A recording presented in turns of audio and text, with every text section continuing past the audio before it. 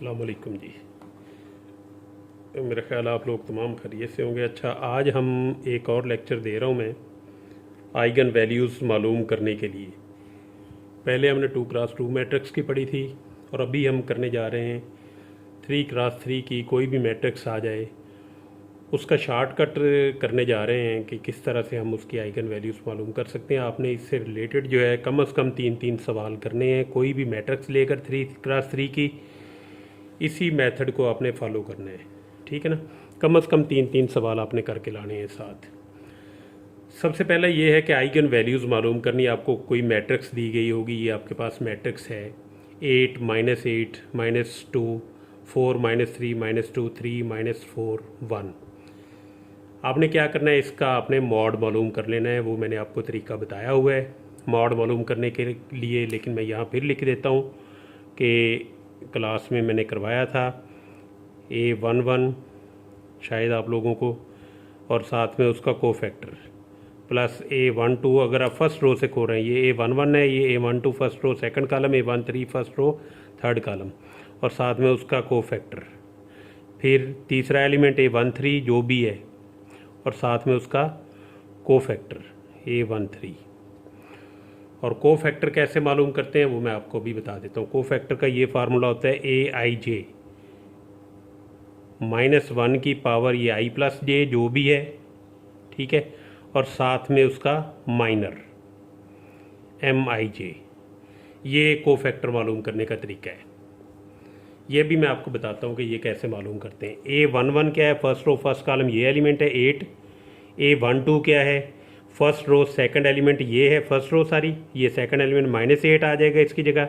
A13 क्या है, first row third element, तो ये -2 इसकी जगह आ जाएगा। ये स्मॉल एज जो हैं ये इन एंट्रीज़ को शो कर रहे हैं, मैट्रिक्स की एंट्रीज़ को, और ये जो कैपिटल ए है ये कोफैक्टर को शो कर रहे हैं, ठीक है, इन एलिमेंट से रिलेटेड जो कोफैक्टर्स हैं। और कोफैक्टर कैसे मालूम करते हैं, उसका ये फार्मूला AIJ = -1 की पावर I + J और MIJ। यानी अगर आप इसको A11 मालूम करना चाहते हैं, I की जगह 1 हो जाएगा, J की जगह 1 हो जाएगा, और -1 की पावर 1 + 1 2, और साथ में M11 इसका माइनर आ जाएगा। तो -1 का स्क्वायर +1 नहीं होता है, तो ये M11 हो जाएगा।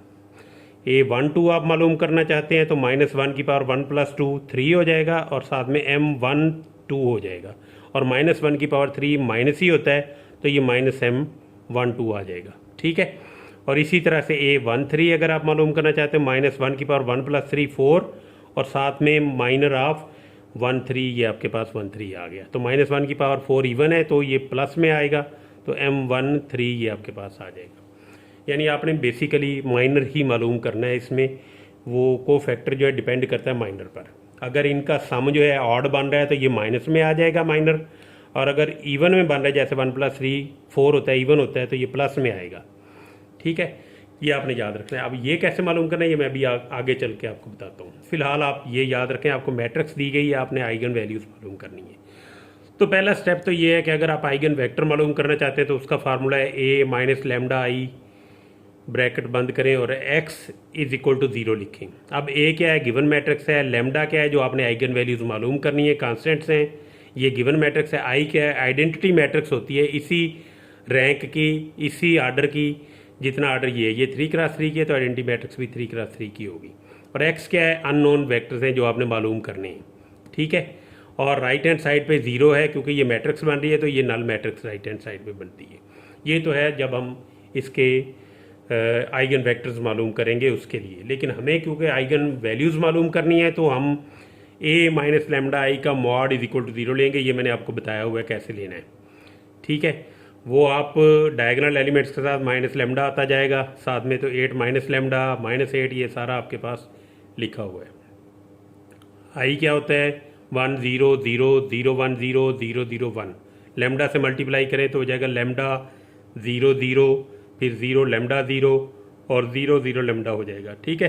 और सब्ट्रैक्ट करेंगे A में से, जैसे दो मैट्रिक्स सब्ट्रैक्ट करती हैं, पहला एलिमेंट पहले में से करेंगे तो 8 - λ हो जाएगा।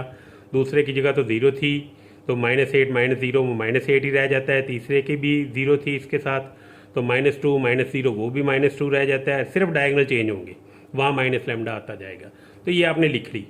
अब इसके दो तरीके आगे इसको सॉल्व करने के, डिटर्मिनेंट को 3x3 का डिटर्मिनेंट मालूम करना। ठीक है जब आप आइगन वैल्यूज़ मालूम कर रहे हैं तो ये फार्मूला याद रख लें आप, ये जो मैंने लिखा हुआ है हाईलाइट करके, इस तरह की जब भी आपके पास 3x3, ये सिर्फ 3x3 के लिए है, जब भी 3x3 की आएगी आप लिखेंगे लैम्डा क्यूब माइनस, ये बड़ी ब्रैकेट लगा दें, अंदर लिख दें सम ऑफ डायगनल एलिमेंट्स। डायगनल ये होते हैं जो A11 A22 A33, ये डायगनल है पूरा, 8 -3 और 1 इनका sum of diagonal elements of the given matrix. ठीक हो गया। साथ में लिखते हैं लैम्डा स्क्वायर, पहले प्लस है फिर माइनस है फिर प्लस है फिर माइनस है, इस तरह चलेगा ये सिलसिला, और लैम्डा की पावर कम होती जाएगी। Lambda cube minus sum of diagonal element lambda square plus हो जाएगा sum of diagonal diagonal minors, sum of diagonal minors. अब माइनर्स कैसे मालूम करना है वो भी अभी आपको बताता हूँ। अभी सिर्फ आप ये याद रखें कि सम ऑफ डायगनल जो एलिमेंट्स हैं उनके माइनर्स का सम इनटू लैम्डा, और माइनस है A mod is equal to 0। A mod ये मैंने मालूम किया हुआ है 6 है, ये आप जानते हैं कैसे मालूम करना है 3x3 का, तो ये यहाँ 6 आ जाएगा। तो आप करते हैं जी सम ऑफ डायगनल एलिमेंट्स, यहाँ पे लिखे हैं ब्रैकेट वाली जगह पर, तो डायगनल है 8 -3 1, इनका सम कर दें 8 -3 और प्लस 1, ये -6 हो जाएगा। ठीक हो गया। अब है सम ऑफ डायगनल माइनर्स मालूम करने आपने इन डायगनल के, पहले 8 का माइनर मालूम करें फिर -3 का फिर 1 का। तो हम बारी बारी करते हैं। 8 किस पोजीशन पर है, फर्स्ट रो फर्स्ट कॉलम, तो मैंने उसे नाम दे दिया, ये आपको नज़र आ रहा है A11, ये माइनर है 8 से रिलेटेड। ठीक है, डायगोनल एलिमेंट के पहले का माइनर। तो आप क्या करेंगे, A11 है, फर्स्ट रो छोड़ देनी है, फर्स्ट कॉलम छोड़ देनी है, बाकी का डिटर्मिनेंट ले लेना है।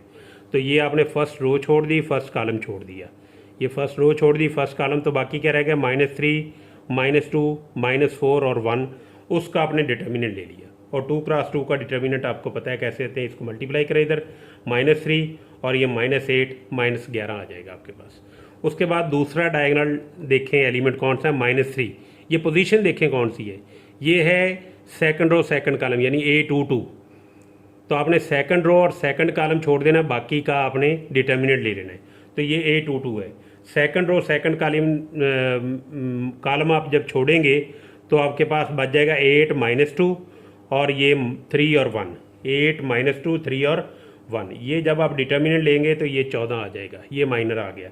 इसी तरह से ये थर्ड एलिमेंट का माइनर लेंगे 1, ये पोजीशन कौन सी है 3 third row third column, A33 आप मालूम करेंगे। तो थर्ड रो और थर्ड कॉलम छोड़ दें, बाकी 8 -8 4 -3 का डिटर्मिनेंट लेंगे तो ये आपके पास प्लस के 8 बन गए।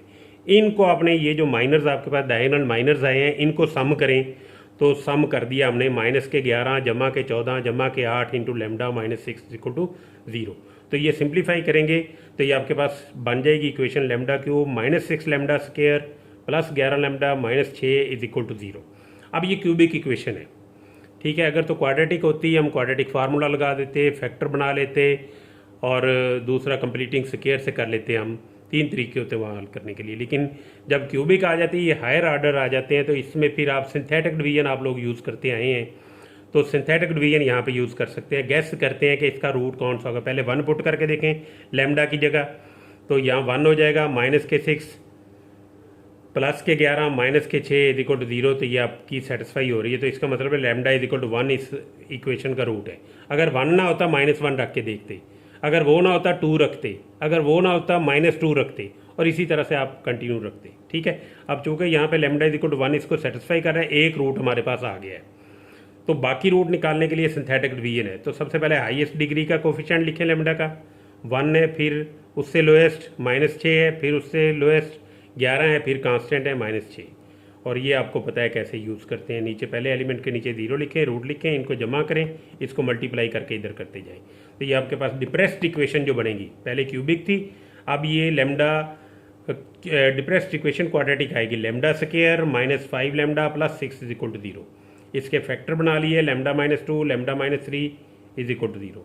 तो ये यहाँ से 2 वैल्यूज़ लैम्डा की आ गई, लैम्डा इज इक्वल टू 2 और 3, एक वैल्यू हमारे पास पहले थी लैम्डा इज इक्वल टू 1। तो ये टोटल आपके पास 3 आइगन वैल्यूज़ आ चुकी हैं रिलेटेड टू दिस मैट्रिक्स। ठीक है, तो ये आपका है आज का लेक्चर। आपने इससे रिलेटेड कोई से तीन सवाल आपने करके लाने हैं साथ, और आपको आता हो ये सवाल करना सारे का सारा। नेक्स्ट लेक्चर में हम इंशाल्लाह आइगन वेक्टर मालूम करना देखेंगे कि आइगन वेक्टर्स कैसे मालूम करते हैं। थैंक यू वेरी मच जी। अस्सलाम वालेकुम जी।